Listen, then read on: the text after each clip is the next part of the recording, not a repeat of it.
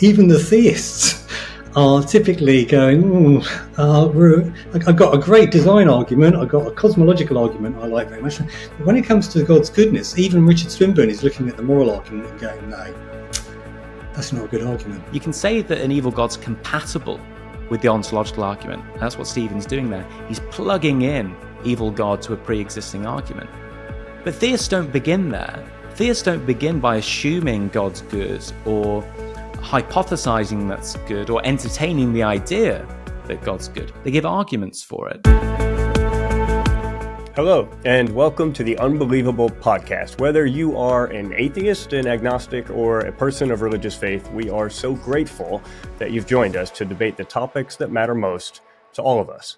I'm your host, Vince Vitale, and today we'll be discussing the evil God challenge. Many people believe in a good God. Far fewer people believe in an evil God. But is that justified?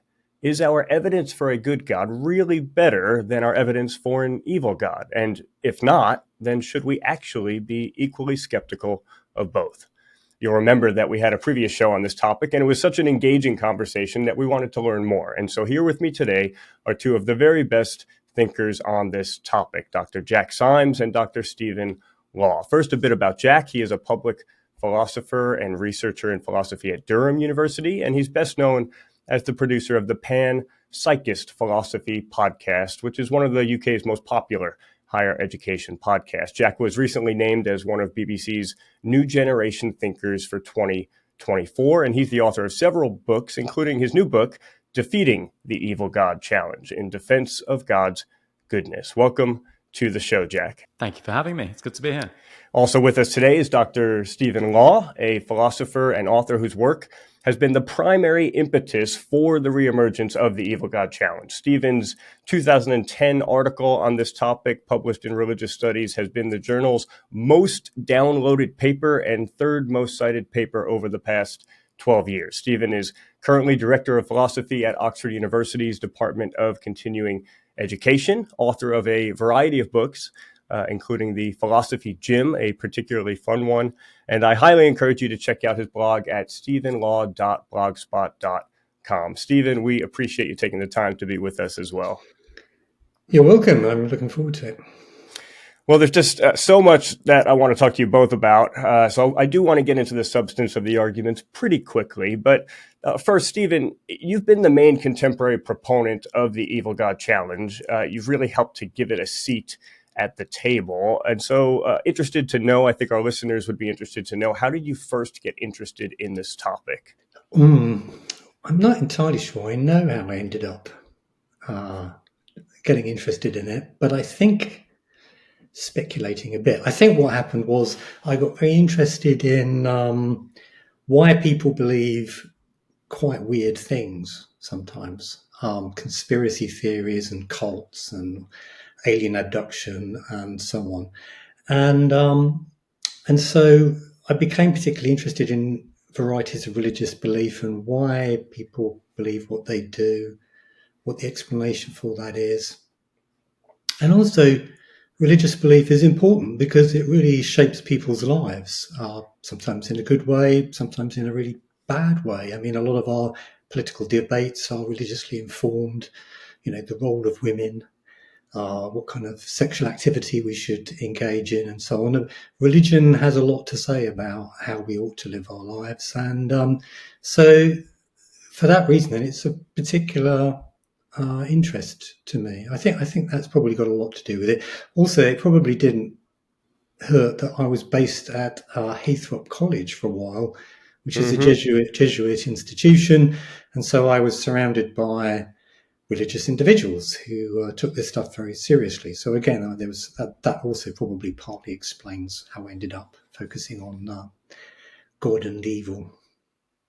Oh, that's really, really interesting. And Jack, in a few minutes, I'd love to hear about your journey into the topic as well. But I was thinking that first, not all of our listeners will have heard of the Evil God Challenge. So, Stephen, again, I wonder, could you just talk us through the main contours of the argument, almost at sort of a 30,000 foot level, so that we can just understand what the argument itself is? Yeah, okay. Now there are various ways I can do that, and I'm never quite sure what the best one would be. But I suppose, I think what I'm trying to do really is one of the things I'm trying to do with it is to kind of break a spell that sometimes cast over people. If someone is in a cult or in a conspiracy theory or something like that, it's often very difficult to reach them because they've learned a whole load of stock responses to the standard criticisms that they're likely to get. They know the script and they're ready for you. So if you come at people head on, it can be extremely difficult to shift them or to get them to see things from a different perspective because they're so well prepared. They've got a vast arsenal of moves at their disposal, which they're going to deploy. A different way of approaching such individuals is to kind of creep around the back of all of those defences. And one way you can do that is by using an analogy. So rather than attack the belief directly, point to some other belief, some completely different belief that the person recognises is irrational, and get them to just note the features of that belief system, and then ask them to explain how the way in which they're thinking differs, if it does, from the way in which those very old people over there are thinking.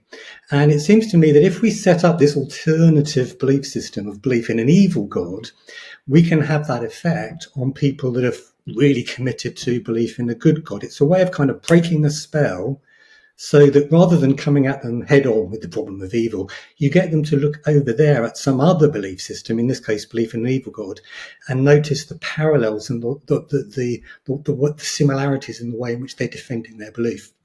And at that point, I think you have a much better chance of getting them to realise, even just for a split second, that possibly they're deluding themselves. As to exactly what I haven't given you is the exact analogy. So basically, the analogy is this: it's suppose there's an evil God, all-powerful, all-knowing, and supremely malevolent. Who believes in a God like that? Pretty much nobody. Why? One very obvious reason would be that the world just doesn't look the way it should.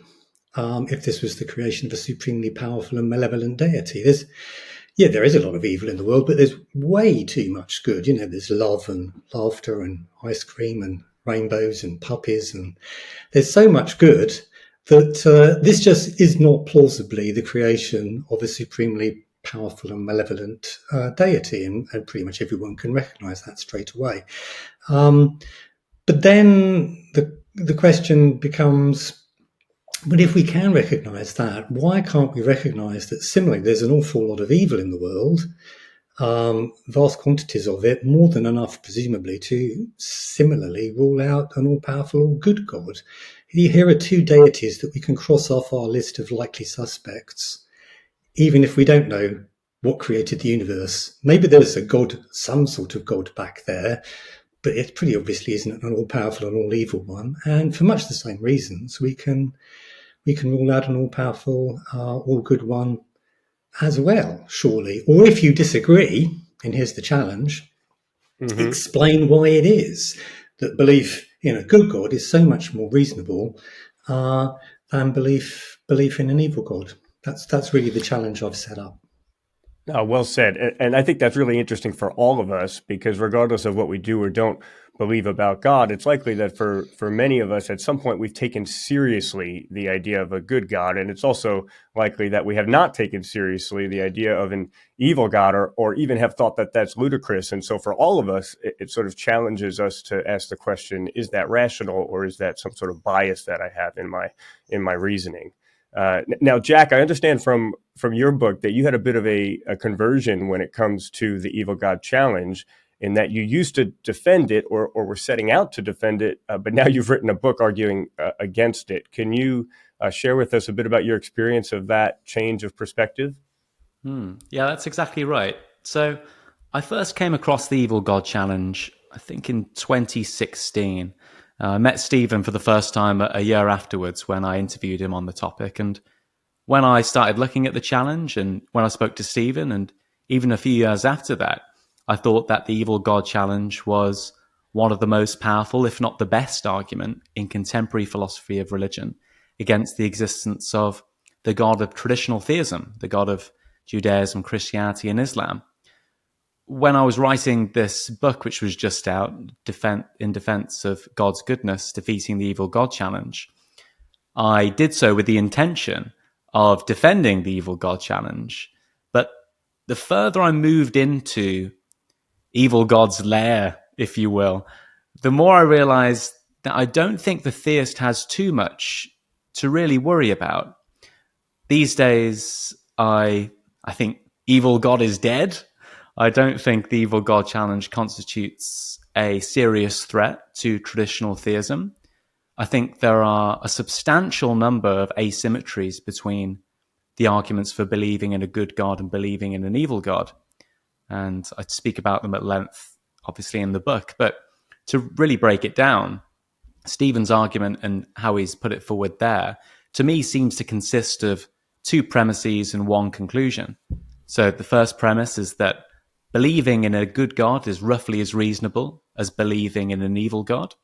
The second is that believing in an evil God is absurd or significantly unreasonable. And then his conclusion is that, given they're roughly as reasonable, that believing in a good God is similarly as absurd or as unreasonable. And if that's the way Stephen's putting forward the challenge, and I think that's probably one of the best ways of putting forward the challenge, then I think it's problematic for a number of reasons. But in short, that's because both of those premises, I believe, are false. I think that believing in a good God is significantly more reasonable, and that it's not obvious to me that it's absurd to believe in an evil God. I think actually that's contentious, and believing in an evil God's absurdity is no more reasonable than believing in evil God's non-absurdity. So I think we can learn a lot from the challenge, and in a previous episode of Unbelievable, Asha Lancaster-Thomas speaks about her approach, which is to use the challenge as a guide to figuring out why theists do believe in a good God. And I think it's valuable and important for that reason. We learned a lot from it, but I think at this point now we need to let the evil God challenge go. But I think Stephen might have something to say about disagreeing with that. Oh, yeah, and we will certainly get into all of that soon. But that's really interesting. So Stephen is defending the evil God challenge, but actually thinks it's ludicrous to believe in an evil God. You're arguing against the evil God challenge. And Jack's actually arguing against the evil God challenge, but he thinks that you shouldn't dismiss the hypothesis of an evil God so quickly. So that's quite interesting. One more just short point, Jack, and then we'll get into some of the meat of these arguments. But I'm just interested because it's often quite uncommon for those in academia in some way to change their mind on anything, and that's quite refreshing that you changed your mind on something. Did it happen gradually, all at once, and was it something that you welcomed, or did you sort of come kicking and screaming to changing your perspective on the argument? Well, it happened very gradually. In the book, I look at all of the main arguments through philosophical theology. So in philosophy of religion, typically you get arguments for and against God, right? And responses to those arguments and the like, and they kind of go down their rabbit holes. Philosophical theology is the enterprise which seeks to understand God's nature and gives arguments for why we should attribute certain things like power, knowledge, consciousness, and goodness to God. And so what I do in the book is I go through all of the major arguments in philosophical theology, and what I find is there are a bunch of minor asymmetries or fairly big asymmetries, but no like significant ones in and of themselves. But once these tally up, what you get is a strong cumulative case against what Stephen's described as the symmetry thesis, the symmetry between how reasonable it is to believe in a good God or an evil God. Did I come kicking and screaming? Not really. I'm not one of those people that's particularly married to their philosophical ideas. I think there's obviously lots to be said about just going where the arguments take you. I don't consider myself a theist. In the book, I just say I'm agnostic about being agnostic, and I'm almost sure of it, which doesn't get the laugh which I hope my students will give me. But yeah, I suppose I think atheists should give the best arguments they have for their view, and I don't think the evil God challenge is one of them. Stephen, who do you take the evil God challenge to be aimed at? Like, for whom is it a challenge? Is it for anyone who believes in God, or is it for those who believe in the God of specific traditions? How would you frame that? Yeah, well, so it's an analogy, isn't it? And part of the analogy is to mirror what's known as the evidential problem of evil.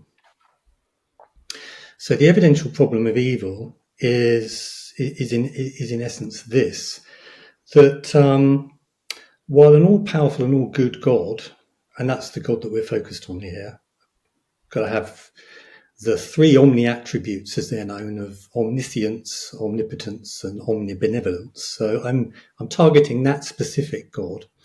The problem of evil, for those who believe in a God like that, comes in two flavors. There's a logical problem and then there's an evidential problem. And I'm focused on what's usually considered to be the strongest version of the problem of evil, which is the evidential problem. So it goes like this: God may allow some evils, natural evils, natural disasters, diseases, and so on, or moral evils, the Holocaust and wars and murder and so on.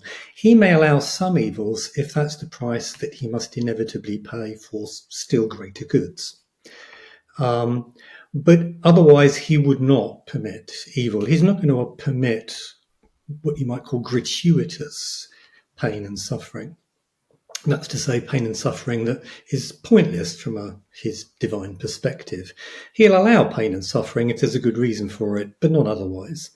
If we now look at the world, it's filled with evil.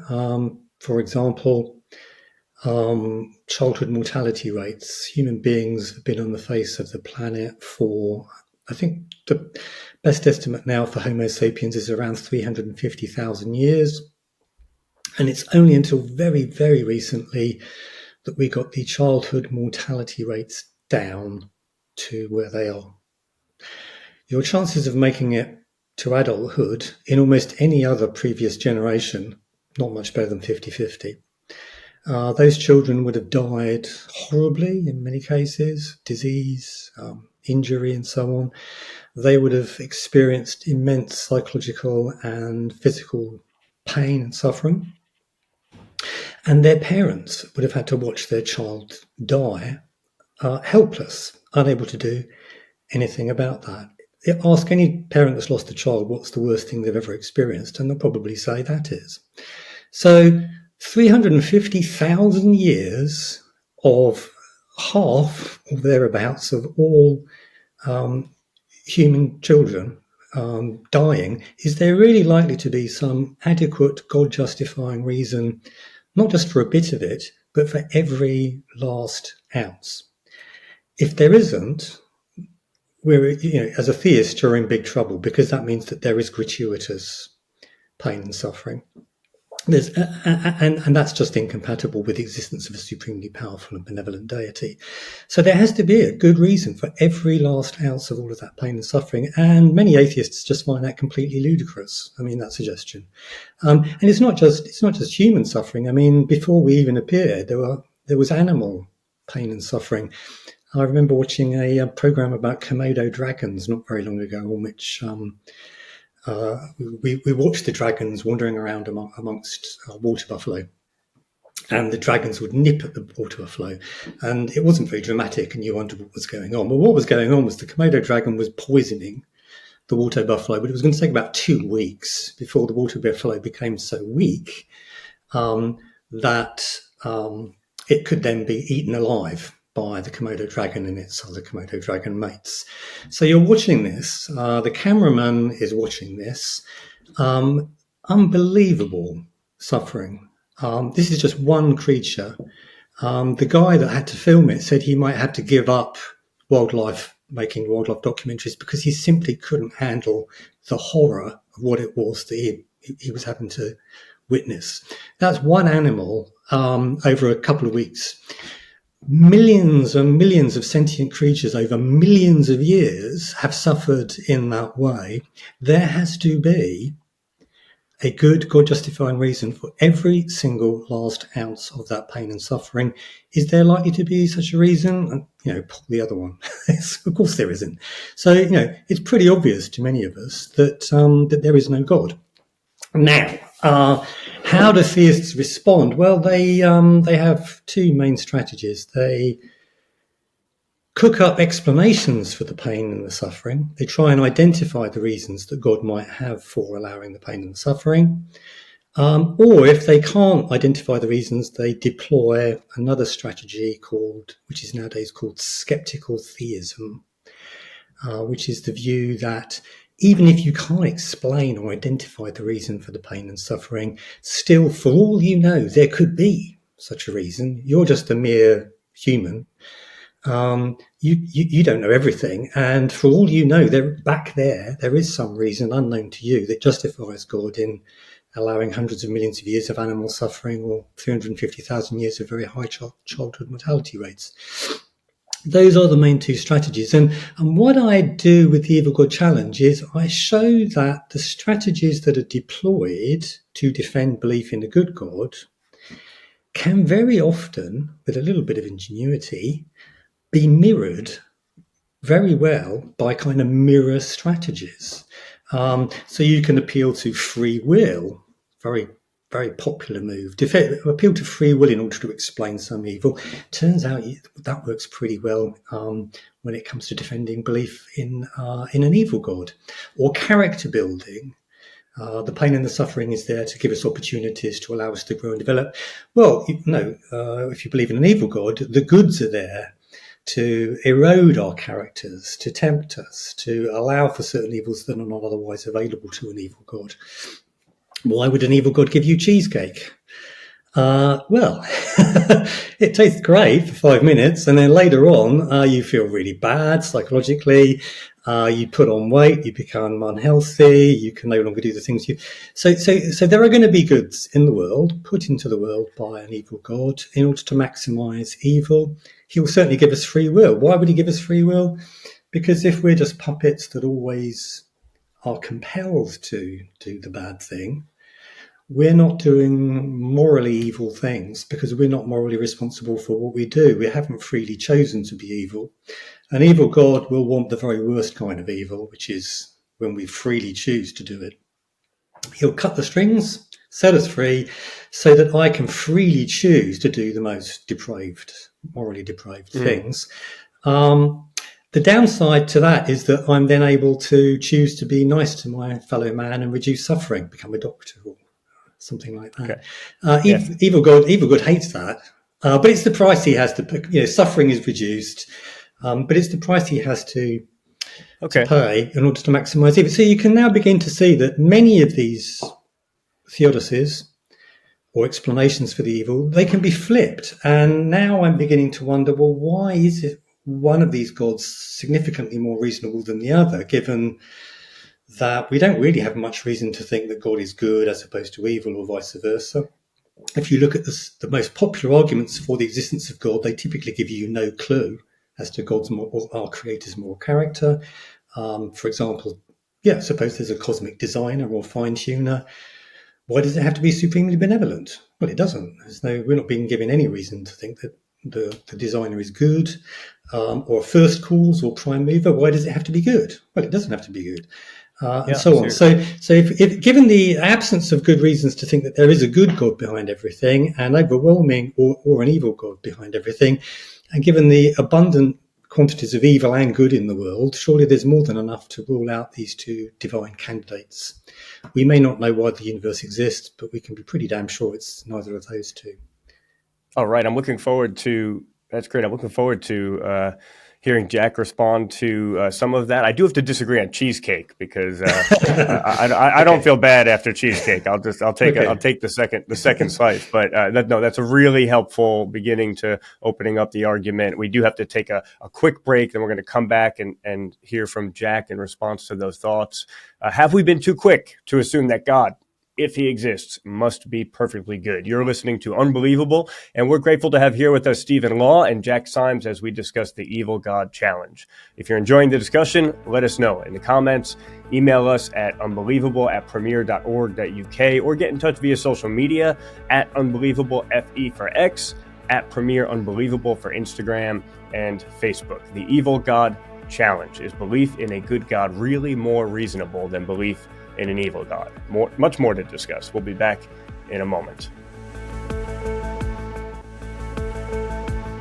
A very warm welcome back to part 2 of this debate about whether there is more reason to believe in a good God or an evil God. I'm your host, Vince Vitale. I'm here with Stephen Law and Jack Symes, and you're listening to the Premier Unbelievable Podcast. And so at the end of the first section of the debate there, Stephen, you were arguing that given the immensity of evil in the world that we live in, that it's not plausible to believe in an all-good and all-powerful God. And that can be paralleled in the same way, that with all of the good that we have in the world, it's not plausible to believe in an all-evil God. And I was thinking, Jack, I know you're not a theist, but even as an agnostic, perhaps it's not as obvious to you, for example, that the amount of evil in the world clearly disproves the existence of a good God. So I'd love to hear you reflect a bit on what Stephen has been sharing. Well, it's interesting how you posed the question there, Vince, because you asked it as whether or not I think there's enough evil in the world to disprove the existence of a good God. And I think that the Evil God Challenge ultimately collapses into that now, that if you take it to be obvious that all the goods overrides belief in an evil God, then you should do the same for belief in a good God. But Stephen gave some examples. Let's start with this, where he gave the example of cheesecake as being a good. And if you'll excuse the pun, you can sort of slice this in a number of different ways, right? William Paley speaks about all of the bees buzzing and the shrimp leaping for joy in his book Natural Theology back in 1802, and defended the belief that we can attribute goodness to God based on all of the goods in the world. So what I want to do is I want to start thinking about all of the reasons why theists give for believing that God is good rather than evil. I think that's where the significant asymmetry lies, and why it's more reasonable to believe in a good God than an evil God. So I mentioned in the beginning of our discussion that I look at all of the major branches of philosophical theology, and those 3 branches are perfect being theology, i.e., what would a perfect being be like? Creation theology, i.e., let's look at nature and attribute certain properties to God based on our observations.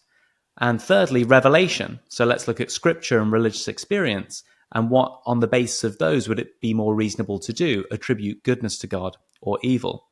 And what I found is that across all of these, there are only 3 examples I could find where it seems like it's roughly as reasonable to attribute evil to God than goodness. And across all of the others, there's an asymmetry, minor, more major than others, favoring good God over evil God. So let's just take one of them. Stephen, in his excellent paper, The Evil God Challenge, back in 2010, uses the ontological argument as an example. So the ontological argument famously goes something along the lines of, I can conceive of a being that no greater can be conceived, and it's greater to exist in reality than it is just in the mind, and therefore it should exist in reality too. And that being which Anselm has in mind, the being which no greater can be conceived, he takes to be God. So Stephen mentioned in his explanation of the challenge that there are a lot of arguments that don't argue in particular for God's goodness, or don't argue for a good God. The first cause argument, the design argument, arguments like this. But then we've got a second and third category which do seem to have something to say about God's goodness. So the ontological argument is in the second category, which doesn't explicitly mention God's goodness, but it's there in the background. And a third category, things like the moral argument, i.e., you need some ground for all of morality, which explicitly mention God's goodness. But let's just very quickly, briefly touch on the ontological argument there. Stephen says, I can conceive of a being which no worst can be conceived. And it would be worse if that being existed in the world and not just in the mind. Let's break that down, right? You can say that an evil God's compatible with the ontological argument. That's what Stephen's doing there. He's plugging in evil God to a pre-existing argument. But theists don't begin there. Theists don't begin by assuming God's good or hypothesizing that's good or entertaining the idea that God's good. They give arguments for it. And the argument that underlies the ontological argument, for example, comes from perfect being theology. Perfect being theology says that God is synonymous with the being that holds all great-making attributes to the highest possible degree. What's a great-making attribute? It's something that's, all other things being equal, it's better to have than not. It's better to be knowledgeable, powerful, and good than be not knowledgeable, not powerful, and not good. And so the theist goes, those things are great-making properties, so the greatest being that could be conceived would have those properties and exist. But let's think about Stephen's worst being that can be conceived. Well, is it broadly metaphysical, i.e., would the worst being have worse-making properties? Well, in that case, it would be evil, but the evil God would be not knowledgeable, and not powerful, and not exist. Second, perhaps Stephen would say something like this, and I think he might. You would say, the worst being has power, knowledge, and the like, but there's an exception for the worst being, which is their moral character. But then it doesn't look like they're quite as not similar in their reasonability. There's a simplicity point favoring the good God hypothesis, i.e. God is the greatest being. But then for the evil God hypothesis, they say God is the greatest being, and they're evil, like plus evil. So you've got a dual divine attribute doctrine on the evil God hypothesis and a single divine attribute doctrine on the good God hypothesis. And I think there are lots of examples of that. And once they build up, what you find is you've got quite a strong cumulative case, which undermines Stephen's claim that the symmetry thesis is true. All right, so I want to let Stephen come back in on that. I just want to make sure, Jack, that I kind of have the general thought of your argument correct. So is part of what you're saying that even if you can parallel the arguments for evil God and good God, at least insofar as you can look at the evil in the world and the good in the world and say that you can't determine just based on the general amount of good or evil whether this favors a good God or an evil God, you might be willing to concede that and say, but actually most people who believe in God don't believe in God on those terms, but for additional reasons. So the evil God challenge doesn't necessarily undermine their belief if actually the reasons for attributing goodness to God are based on other arguments. Is that kind of a high-level understanding of the approach that you're taking? I would say it's a spot-on understanding of the approach I'm taking. I think the evil God challenge trades on the difficulty in making these grand, sweeping, general, subjective estimations about how much good and evil there is in the world. I don't think theists should reject the evil God hypothesis because of the amount of good. I think they've got lots of other reasons that they should appeal to. And by appealing to them instead, they overcome the challenge. Okay, great. Well, love to hear from you, Stephen, on the general approach, or if you want to pick up on any of the specific points as well. Okay. Well, yeah. So I mean, the evil God challenge is a challenge, and you can try and meet it in a number of different ways. And one way in which you could try to meet it would be, so I mean, you've got these two God hypotheses. When we look at the most popular arguments for the existence of God, they seem neutral, these arguments on God's character. So they don't seem to be providing any additional reason to prefer one over the other yet. We have the evidence to the contrary in terms of the problem of good and the problem of evil, which challenges these two God hypotheses. So far, there appears to be a kind of a rough symmetry between the two God hypotheses. And if one of them is low on the scale of reasonableness, and surely it is, sort of ludicrous to believe in an evil God, then why place the other God hypothesis not just a bit higher, but significantly, halfway up the scale of reasonableness? Why place it in such a dramatically different position in terms of reasonableness? And one way you could do that would be to come up with a just spectacularly good argument for the existence of a good God, not just a God, but a God that is good. So what would that spectacularly good argument be? And now in the paper, I'm pointing out that we're kind of desperately hunting around trying to find something, because the popular arguments, the ones that people tend to focus on, are design, cosmological, and so on. When it comes to God's goodness, they are appealing to possibly the ontological argument or certain versions of the ontological argument. But these are widely considered some of the weakest arguments for the existence of God. The moral argument, Christian apologists love to use it in debate, but it's widely acknowledged to be one of the weakest arguments for the existence of God.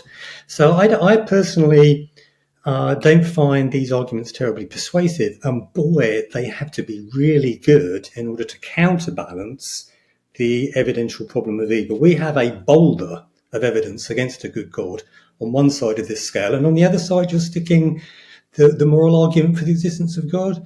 I mean, even many leading theists don't give any credence to the moral argument for the existence of God. Richard Swinburne doesn't.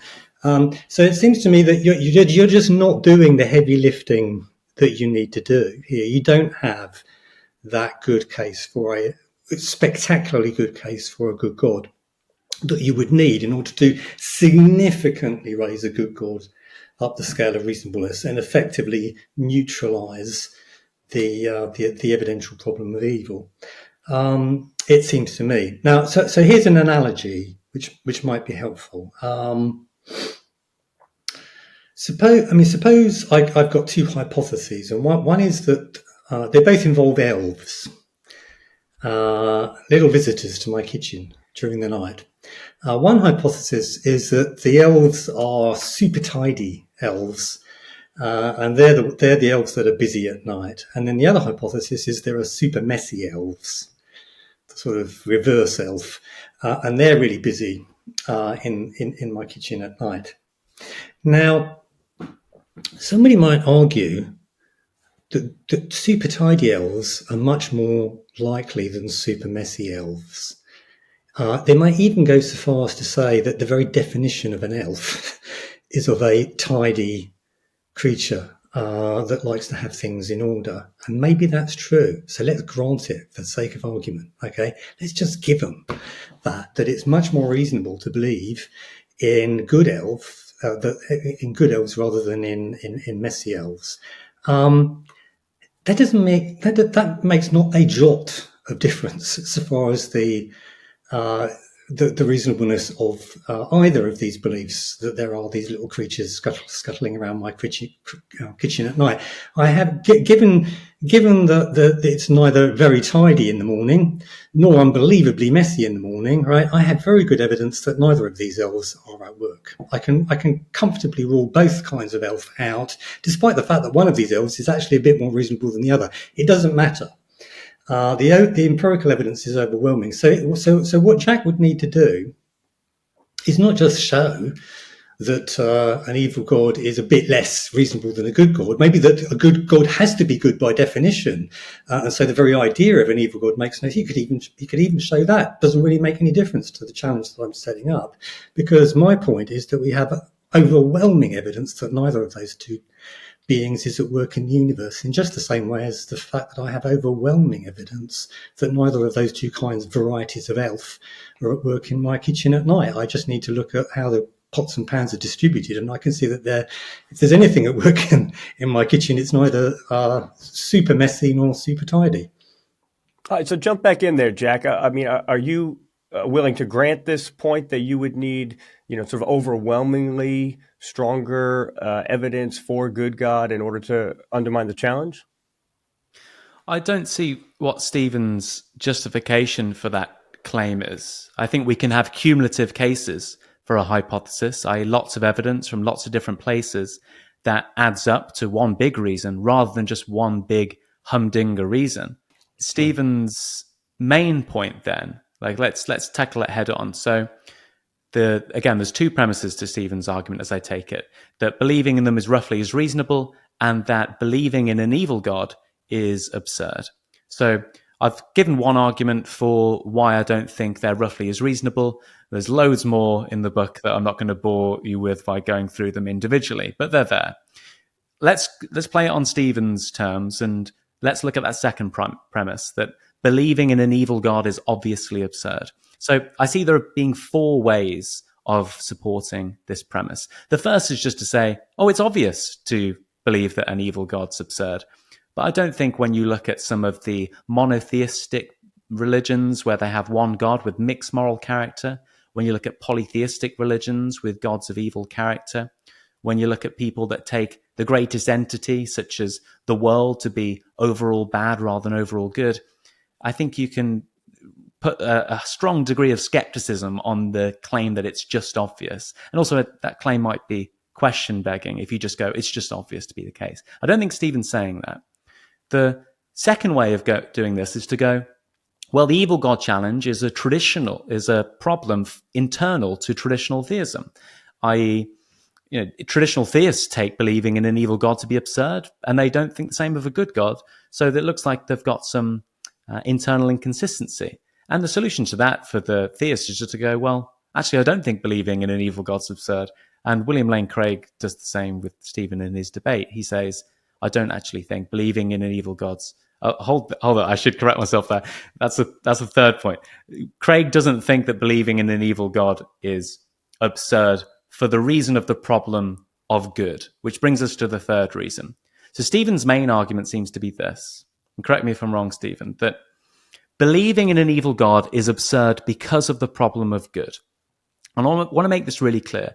My claim isn't that believing in an evil God is not absurd, but I think that evil God's non-absurdity is no less reasonable than evil God's absurdity. And the reason for that is exactly the arguments that Stephen gave a moment ago.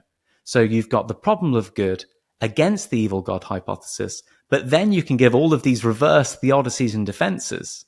And so if it's reasonable for traditional theists, Christian theists, to believe in a good God in the light of the problem of evil by using their theodicies and defenses, then given the symmetry thesis, it's also reasonable for hypothetical evil God believers to believe in their evil God. And this is where Stephen says, and he said it a moment ago, well, it's just obvious that that's ridiculous. But I think, again, that's question begging. And all the theist needs to do is say, I don't actually think that's the case. There are quite a few points in there, obviously. So I don't want to get tedious and go through everything with a fine-tooth comb. But let me point out that I do think most people think belief in an evil God is absurd. And if you ask them why they think that, their first port of call is the evidential problem of good. They'll say, well, look out the window. You can see that this is not the creation of a supremely malevolent and powerful deity. It is pretty obvious also, it seems to them. Saying that it can't be absurd because other belief systems that involve evil gods are not absurd is a misunderstanding. I mean, there are belief systems, the Manichaean one, for example, that has kind of something like two gods, a good one and an evil one in some kind of cosmic battle. And St. Augustine was a Manichaean before he became a Christian and just crossed out one of the gods and went for just the good God. But the thing about that is it's true, it's not absurd because it's a good empirical fit in terms of the distribution of good and evil in the world. I mean, good and evil are not evidence against that kind of deity. They are evidence against these very specific deities, a single all-powerful and all-evil God that is challenged very significantly by the sheer quantity of good that we see in the world. It just shouldn't be that good. And similarly then, belief in a good God is pretty obviously, I think, challenged by the sheer quantity of evil that we see in the world. And even most theists admit this. They think it's a big problem. And then they try and deal with it by cooking up various explanations, theodicies and so on. Now, you could say, okay, Stephen, you haven't actually shown that these theodicies or skeptical theism, which we haven't discussed yet, actually, and maybe we should in a minute, you haven't actually shown that they're, that they're ludicrous failure, and that's kind of true, actually. So this is an interesting feature, I think, of the evil good challenge, that the paper I initially set up basically just gets people to look at this analogous case involving an evil god, and I hope recognise that it's ridiculous. And once they see that, then they've got some explaining to do to explain why their belief in the good God is significantly more reasonable than that. But they could dig in and say, "Oh no, evil God, that's not ludicrous at all." I've come across very few people that have taken that view, but you could do it. You could say, it's not ludicrous, and it's not made ludicrous by observation of the world around us. Anyone that thinks that it is not thinking clearly. You could take that view, and then I've got some extra work to do, because I would then have to start to explain exactly what it is about the theodicies and skeptical theism which is such a washout, which I think I can do. Usually I don't need to do that because people go, "Oh yeah, kind of like that kind of thing." These theodicies are pretty laughable when it comes to defending belief in an evil god, but we could get into that. We could think about why are these theodicies so ludicrously thin?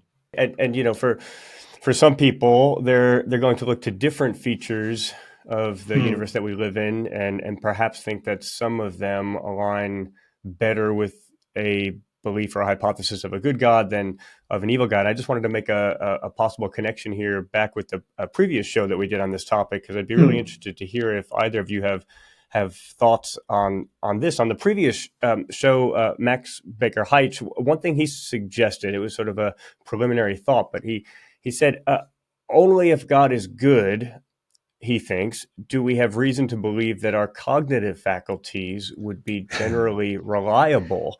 He was thinking an evil God would be much more prone to want to deceive us.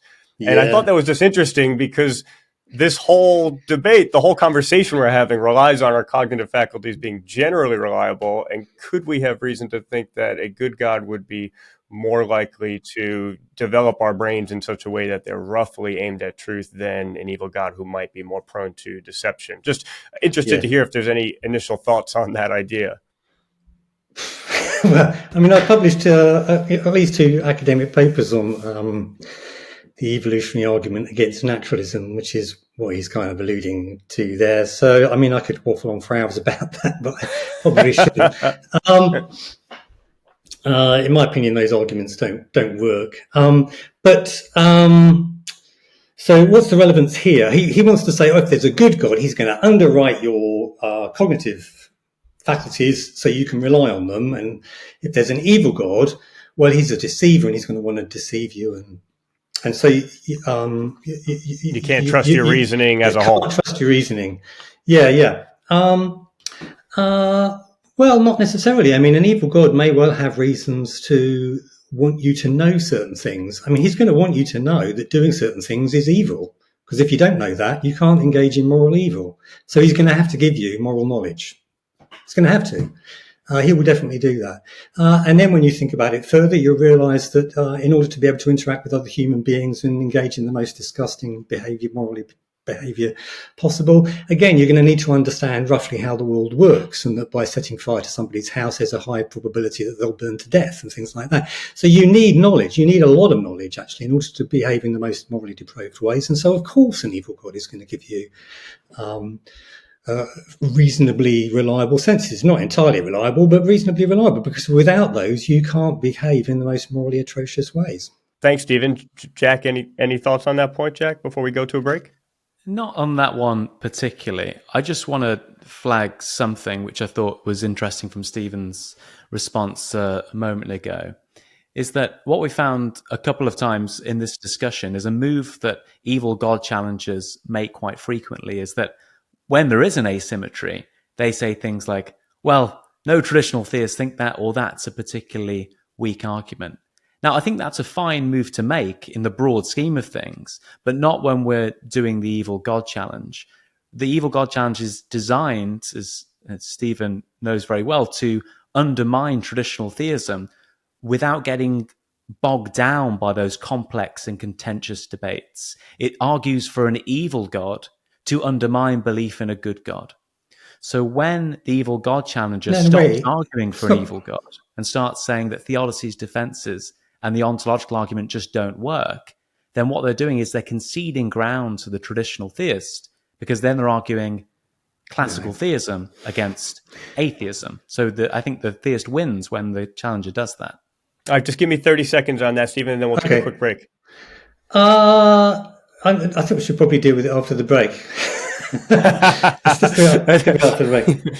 Just make a robust point on a deep philosophical matter in 30 seconds. Good. All right. Okay. Good call, Stephen. We have to take a quick break. Thank you to everyone listening around the world. Let us know your questions in the comments. If you're watching on YouTube, or get in touch with us on social media. That is, again, at UnbelievableFE for X, at Premier Unbelievable for Instagram and Facebook. Hit subscribe.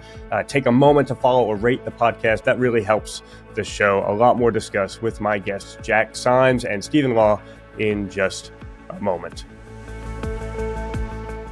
You would call yourself an atheist? I would, yes. I would call myself a Christian humanist. One of the big themes over the history of what we now think of as science has been questioning the exceptionalism of humankind. I think the critical thing is what gives something value. Would you say that minds construct meaning or detect meaning? I have had made from a little piece of my arm something that could reasonably be called a second brain.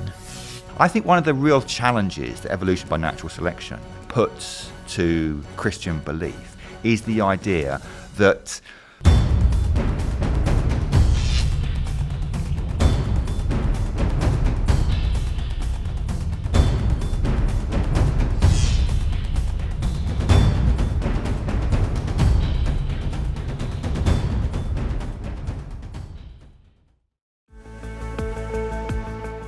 Welcome back. You are listening to Unbelievable with me, Vince Vitale, and my guests, philosophers Stephen Law and Jack Symes. This is our third and final segment on the intriguing topic of the evil God challenge. And Stephen, you were eager to come back in at the end of the last section. Excited to hear your thoughts in response to Jack. Go for it. Okay. Well, now, I need to be very careful in explaining exactly what I mean here. So I'm going to go a little bit slowly. So look, I think there's a misunderstanding perhaps here about how the evil God challenge works. Remember, it's a challenge to the theist to explain why their belief in a good God is significantly more reasonable than belief in an evil God, which is patently ludicrous. That's how I've set it up. I haven't given a case for an evil God. I mean, clearly I don't believe in an evil God. I do think it's ludicrous. I haven't made any kind of attempt to argue for the evilness of God. I don't need to do that. It's not any part of my project. Jack seems to think that it is, but it isn't. That's not what I'm doing at all.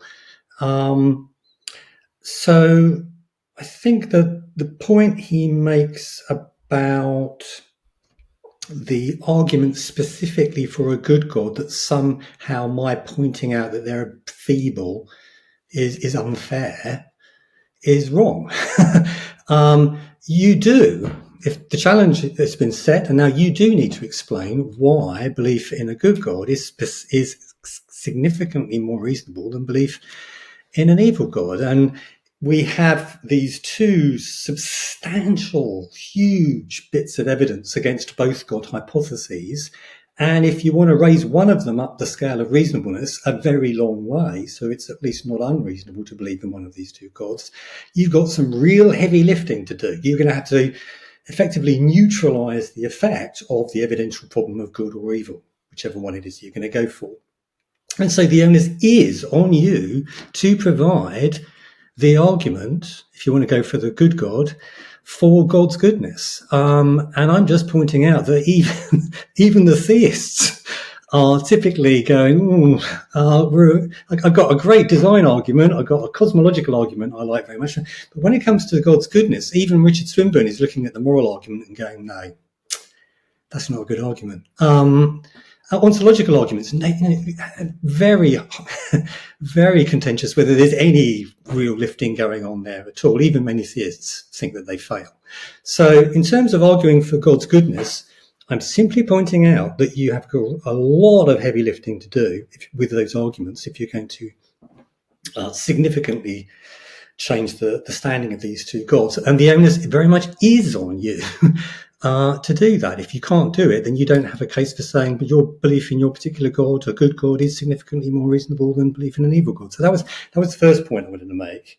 Maybe, Stephen, you mind if we go back to Jack on that point, and then hold your second point? Yeah. Okay. And we'll come back for it, just so we stay on this part of the discussion. I'd love to hear Jack try to do some of that lifting. And in particular, Jack, I thought it was interesting, in the book, you talk about revelation theology as one component of that sort of lifting. So, feel free to speak in general terms, but I'd be interested if you could also open up what you mean by that and why you think that's part of the case.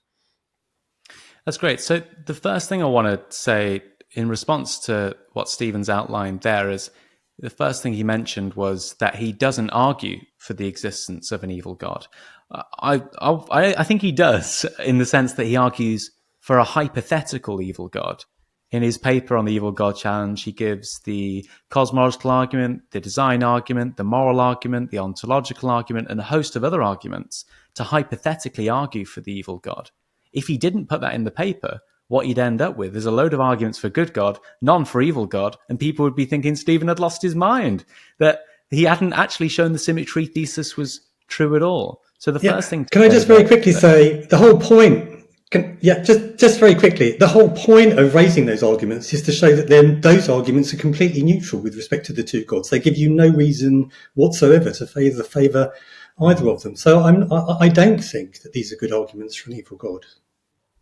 I don't. So if I was to say that was right, in the book I give those reasons, right? I give the argument from moral motivation, the argument from what it is to be a perfect being, the argument from intrinsic goods, i.e. life, consciousness, beauty, free will. I take those to be intrinsic goods that can't be paralleled by the evil God challenger.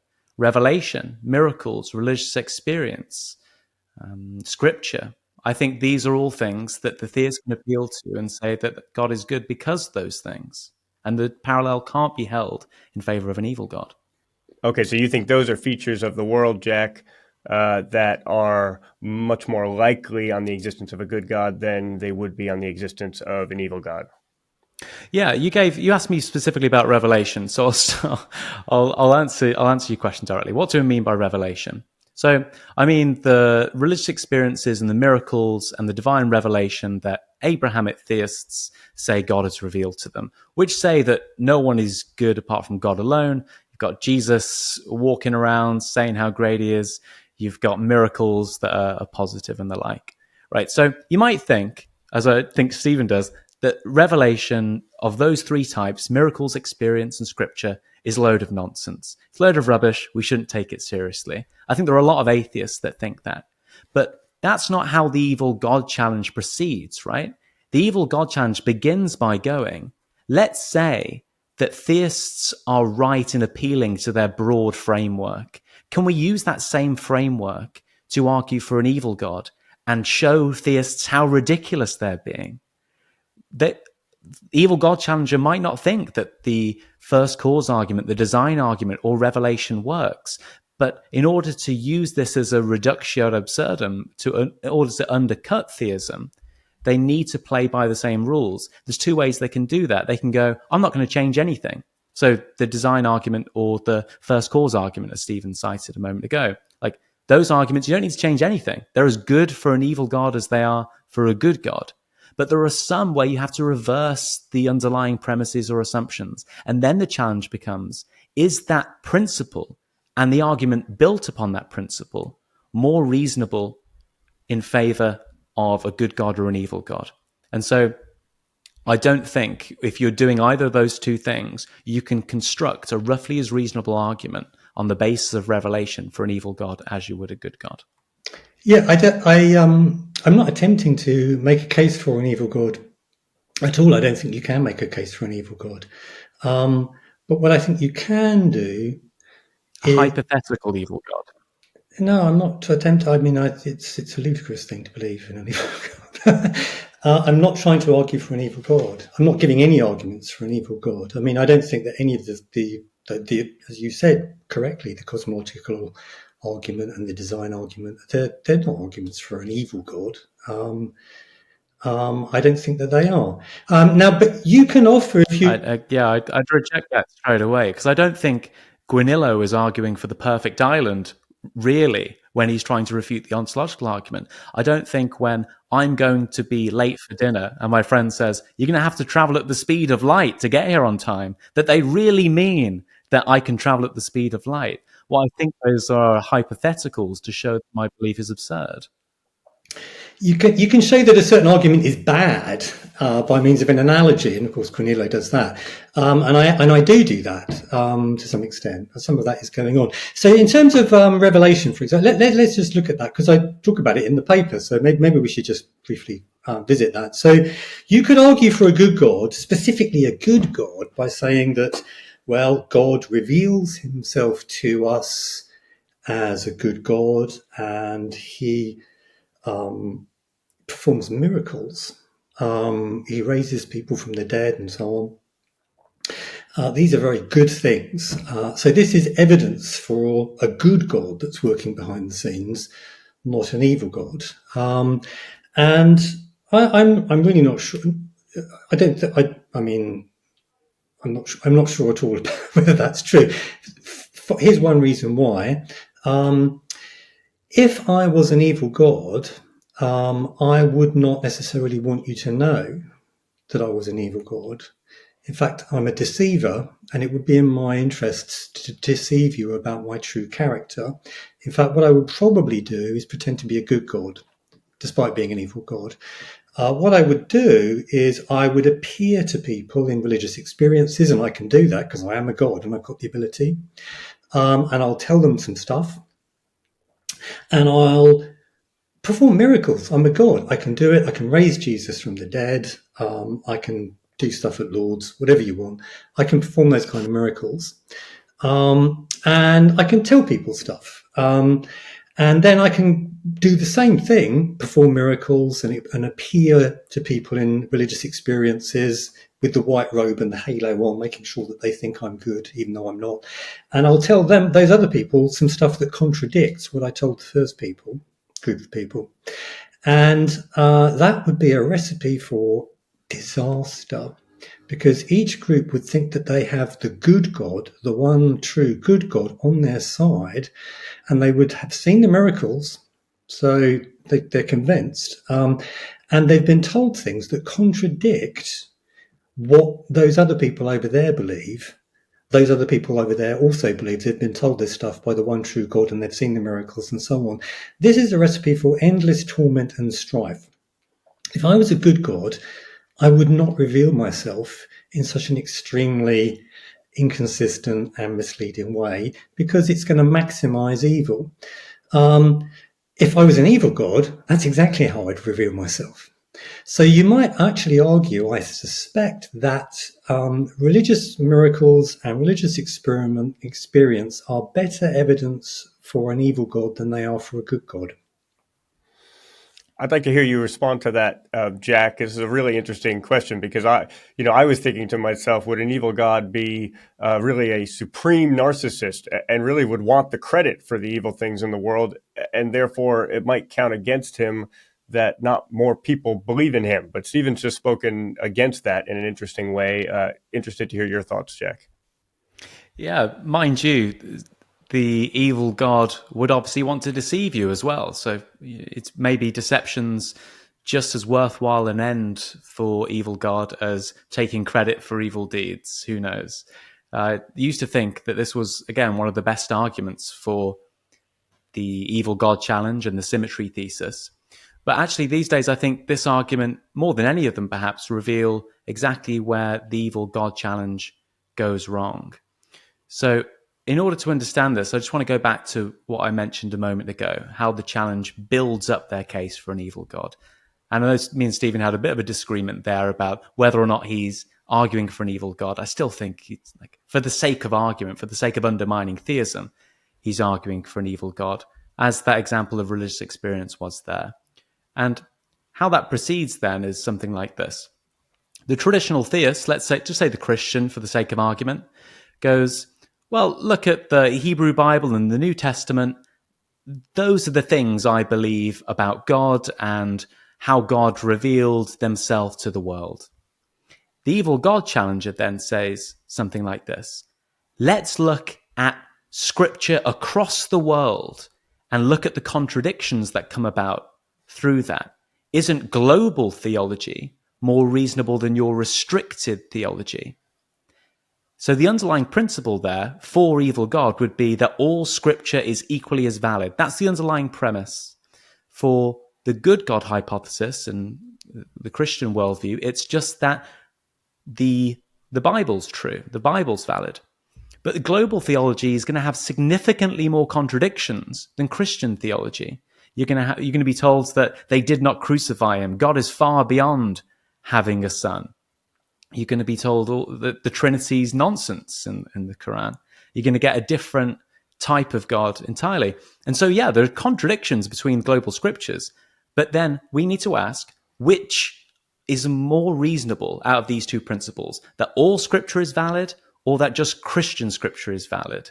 And I think Christian scripture is going to have fewer contradictions, and therefore what you have is a stronger underlying principle for good God theism than you do for the hypothetical evil God hypothesis. I didn't get the last bit. Why do we have a better case for a good God? So the two ways, right, of constructing arguments for evil God. One is to say, just the premises and underlying principles of theism are true, and I'm going to use those principles to build a case for evil God. Now, if that principle was just Christian scripture is true, then you fail to get the kinds of contradictions. Why do you say that? In order to have the why do you say contradictions that you need for the evil God hypothesis? Why do I say? Sorry to interrupt, but why do you say? Because I think this might be a key point, actually. Why do you say that I sort of just assume that there is a God, and then really the issue is arguing about which one is the more likely? Because that's not how I'm approaching this at all. Well, really, really briefly, it's because you've said a few times, like, you don't believe in the cosmological argument, you don't believe in the design argument, you don't believe in religious experience, and you don't believe in the ontological argument.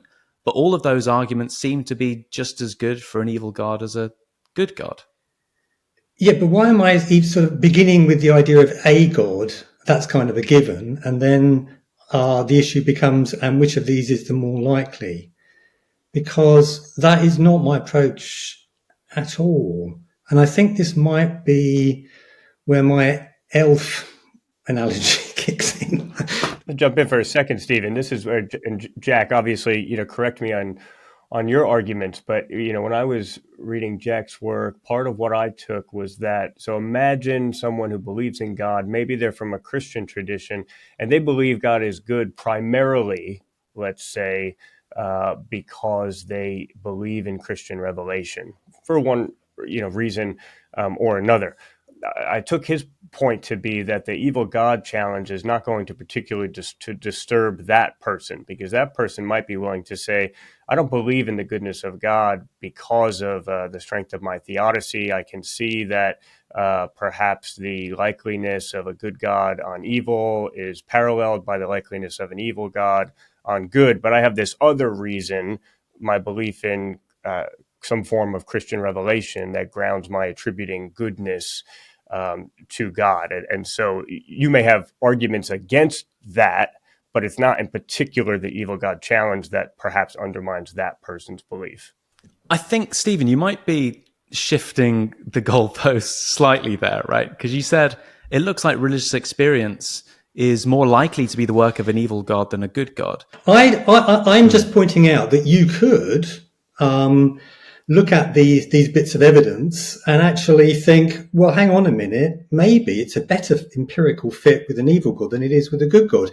Personally, I don't think that this evidence is much evidence for either God. But I don't. It's certainly, and this is the key point. It's not a. This is not slam dunk. Wow, what a great argument for a good God. It just isn't. It's not doing much heavy lifting on the scales that we were talking about earlier, where you've deposited the evidential problem of evil on one side, and now you're going to have to somehow balance that, and you're going with these religious experiences and so on. But it seems that much the same moves can be made on the other scale, on the evil God scale. We can do more or less the same moves, but in neither case are you really making very much difference. That would be my point. Just so we're clear. I'll shut up for a bit now. Sorry. Great, guys. We're approaching the end of this episode. There's so much more to talk about, but I wanted to zoom out for a few minutes at the end, if it's okay. We've covered a lot of ground. People are listening from all around the world, and some have just gotten bad news. Some are dropping the kids at school. Some are walking the dog, contemplating life. One of the things both of you have done really well is taken serious, rigorous academic philosophy, but also made it relevant to public life and to everyday people. So sort of when the rubber meets the road and philosophy has to be translated into real life, like what encouragement do you hope our listeners would take from this discussion, as they go about the rest of their week? That's a really hard question. That's the hardest question, isn't it? It is. Yeah. Do you want to go first, Jack? I think that all of these asymmetries add up, and that if you think there are strong reasons to believe in a God, then I think you can be confident that that God will be good rather than evil. And if you think it's reasonable to believe that God exists, then you can be sure that all of this pain and suffering that we go through in this life serves some kind of further purpose or function. As I said, I don't think that the good God hypothesis is true. I'm agnostic. But that's not to say that there aren't very good reasons for believing the good God hypothesis. So I think we can just be a little bit more optimistic on theism than Stephen thinks we can. And how about for you, Stephen? Well, I intend the Evil Good Challenge to, amongst other things, get people to realise that if they're signing up to good God theism, the traditional variety, looks like they're pretty deluded. And that's a very uncomfortable thought to be presented with, isn't it? No one likes to think that they're deluded. And so it's not good news for me. It's hard to dress it up as good news because it's not. If you're, I genuinely do think that belief in the good God is kind of bonkers. I genuinely think that, and the mystery to me is how many very, very clever people have been able to convince themselves that it's not. And the extraordinarily clever and ingenious ways in which they have cooked up theodicies and conjured up skeptical theism and so on in order to try and maintain this belief and their confidence in it. But I mean, from the outside, it just seems completely absurd. It seems scarcely more reasonable than belief in an evil God. And that's kind of what I'm using this analogy to get them to recognize. Maybe I'm the deluded one, it's entirely possible. But currently it kind of captures, really, I suppose what I'm doing is I'm kind of taking a snapshot of the whole of Christian or traditional thinking about God and saying, so, let's look at the case. What's the evidence for? What's the evidence against? Let's look at it as if we were in a court of law. How do things balance up? And when you look at the evil God, it's just a slam dunk. There ain't no evil God. It's obvious, right? And I think that this. It seems to me the same is true of the belief in a good God. Maybe there's some kind of deity back there, but it ain't either of these two candidates. And that may be a depressing thought for some people. Personally, I find it quite liberating. But if you've devoted an awful lot of time and invested all of your life in one of these belief systems, it's there's just no way to make it sound nice. I can't do that. Sure. Well, and I think, I think Stephen might be on his own road to Damascus here, though. I think, Stephen, you're becoming closer and closer to abandoning the challenge. In your original paper, you've got all of these extra arguments for evil God. And I think, as we found in this discussion, now it's very much the problem of good obviously shows that the evil God hypothesis is just downright ridiculous and no one believes it. I think that's very much that's the best version of the challenge. I think you're right to restrict it to that, and it's difficult to show as a theist what's wrong there. But I think the theist response simply just has to be believing in an evil God is really, really, really, really unreasonable. Like 0.0001%. So long as it's not absurd, so no longer it's not like a square circle or a married bachelor, then they can sort of defend their belief in good God. That is what I meant by absurd. I mean, it's possible Santa Claus is living on the North Pole. I mean, is that absurd? Yes. It doesn't involve a logical contradiction, but it's ludicrous. And you shouldn't believe it. No grown-up should believe it. And the same is true of belief in an all-powerful, all-good God, it seems to me. Maybe it's a little bit more reasonable than that. Well, and I think it's been a great discussion, and the common ground, I see as well is that for all of you listening, whatever you believe, have the integrity to believe it for good reason. And we're going to have to leave this conversation here for now. It's been a really rich conversation, guys. And on behalf of all of the listeners, thank you very much, Stephen and Jack, for being on the show, for all that you shared, for all the time and rigorous study that it represents. I've been speaking with two excellent philosophers, Dr. Stephen Law and Dr. Jack Symes. We've been debating the evil God challenge. If you want to hear more from our guests on this topic, check out the details in the description link. If you've enjoyed the conversation, hit subscribe, follow on social media at UnbelievableFE on X, at Premier Unbelievable on Facebook and Instagram. Don't forget to rate and review the podcast. Your support is so essential in allowing us to bring together the very best guests to talk about the very deepest questions, the ones that matter to all of us. We'll see you next time. Until then, from me, Vince Vitale, and the Unbelievable team, best wishes and goodbye.